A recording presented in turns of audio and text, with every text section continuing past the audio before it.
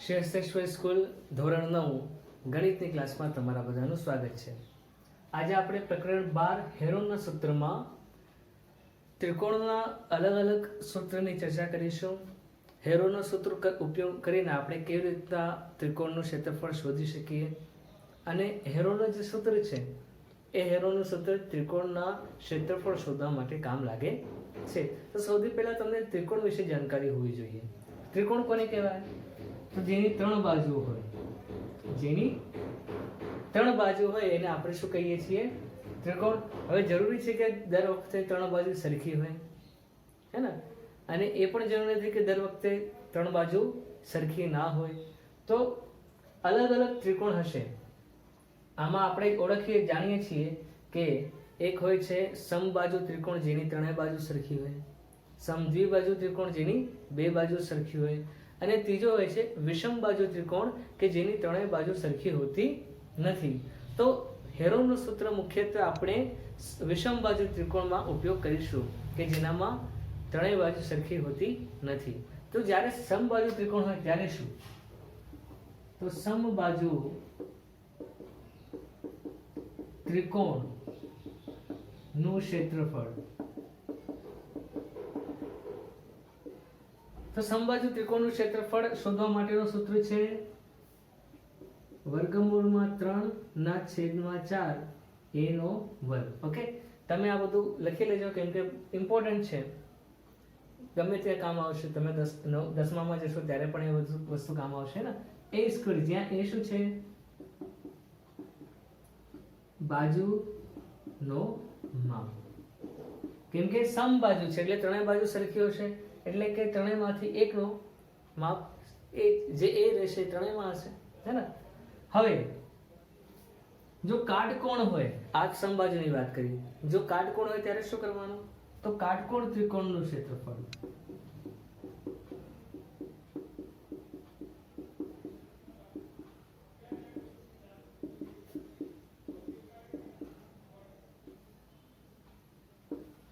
તો કાટકોણ ત્રિકોણ માટે સૌથી પહેલા કાટકોણ ત્રિકોણ હોય કેવો આપણે દોરીએ.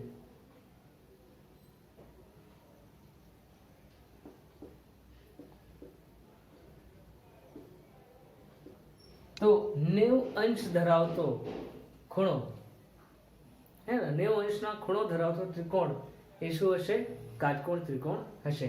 તો કાટકોણ ત્રિકોણનું ક્ષેત્રફળનું સૂત્ર શું છે? તો 1/2 પાયો ગુણા વેગ. ઓકે, પાયો ગુણા વેગ, અથવા તો આપણે આધાર કહી શકીએ. આ આધાર છે અને આ લંબ છે. પાયો ગુણા લંબ કહીએ, હે ને? પાયો ગુણા લંબ પણ કહેવાય, પાયો ગુણા લંબ. હવે આ આયો ક્યાંથી? પહેલા એ સમજી લઈએ. જો આ શું છે? લંબચોરસ, હે ને? લંબચોરસ ABCD. ઓકે, ધ્યાનથી દેખજો કે કાટકોણ ત્રિકોણનું ક્ષેત્રફળ આપણે કેવી રીતે શોધી શકીએ. આ લંબચોરસ છે. લંબચોરસનું ક્ષેત્રફળ શું થાય? લંબાઈ ગુણા પહોળાઈ થાય. ધારો કે આ લંબાઈ હોય, આ પહોળાઈ હોય, હે ને? અથવા તો આ લંબાઈ હોય, આ પહોળાઈ હોય, તો આનો ગુણાકાર અને આનો ગુણાકાર, લંબાઈ અને પહોળાઈનો ગુણાકાર એ શું આપશે આપણને? લંબચોરસનું ક્ષેત્રફળ આપશે. હવે જો એનો અડધો કરી દઈએ, લંબચોરસમાં ચારે ખૂણો 90 અંશના હોય, તો જો અડધો કરીએ તો આ ત્રિકોણ બનશે, કાટકોણ ત્રિકોણ. તો આ કાટકોણ ત્રિકોણ બન્યું. એનો અડધો કરશો એનો મતલબ કે આ લંબચોરસના ક્ષેત્રફળ પણ અડધો થશે, એટલે કે આનો અડધો કરો તો શું મળ્યું આપણને? 1/2 લંબાઈ ઇન્ટુ પહોળાઈ, એટલે કે અડધો પાયો ગુણા લંબ પણ આપણે કહી શકીએ. તો લંબચોરસના ત્રિકોણ પરથી જ આપણે આવી રીતના લંબચોરસના ચતુષ્કોણમાંથી આપણે આ ત્રિકોણનું ક્ષેત્રફળ પણ શોધી શકીએ છીએ. હવે આપણે આ બે થઈ ગયા. હવે જો ત્રણેય બાજુ સરખી ના હોય ત્યારની વાત છે કે જો ત્રણેય બાજુ અલગ અલગ હોય, જો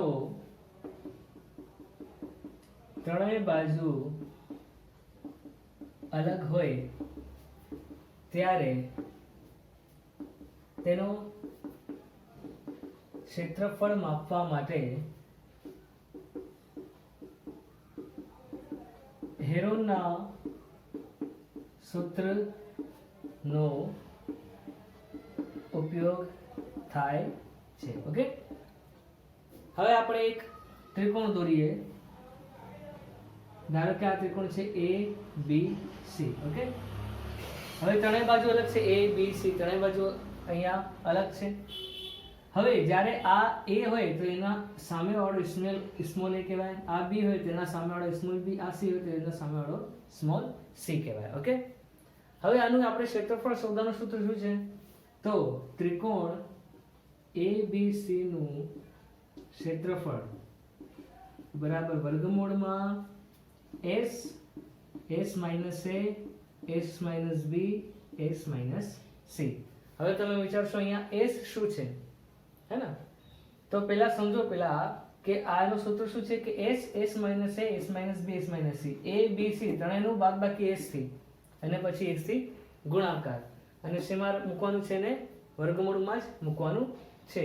પરંતુ s શું છે?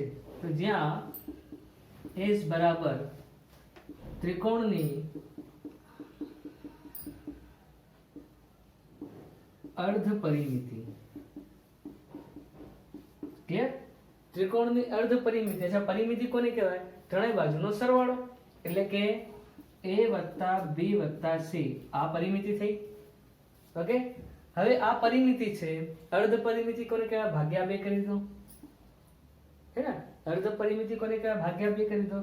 તો આ આપણું સૂત્ર થઈ ગયું કે a વત્તા b વત્તા c ભાગ્યા 2 અહીંયા s હશે. ઓકે, તો આવી રીતના તમને આ સૂત્રનો ઉપયોગ કરીને આપણે ત્રિકોણનું ક્ષેત્રફળ શોધી શકીએ છીએ. અને આ સૂત્રને આપણે શું કહીએ છીએ?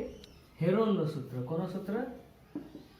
હેરોનનું સૂત્ર.